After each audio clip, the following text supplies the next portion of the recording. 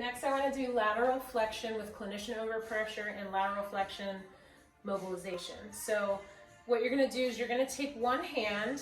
If you're going to have them side bend or laterally flex to the right, you're going to take your right hand and you're going to stabilize your thumb on the right side of the spinous process. And then you're going to basically take the MCP junction of your index finger and rest it right on the articular pillar, the lateral articular pillar. And then you're going to take your other hand and you're going to rest your fingers on the top of the patient's head, and your elbow is going to go right at the end of the clavicle. And your forearms should be parallel here. So again, you shouldn't be here or here. You want to make sure they're nice and even. So what you're going to do for the overpressure is you're going to have the patient retract slightly. Go ahead and retract.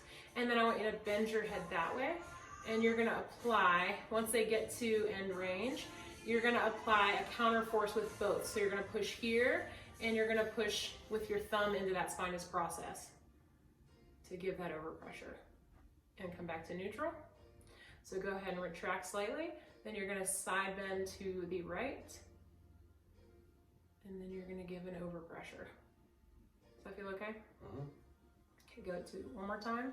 So retract, side bend, and then you're going to apply an overpressure. Come back to neutral.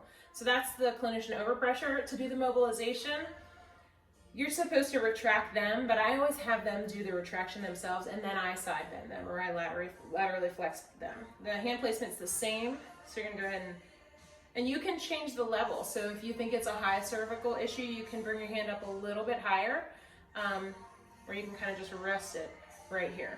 Okay, so hand placement's the same here. So go ahead and retract slightly, and then you're going to do the lateral flexion for them, and you're going to mobilize with the right hand.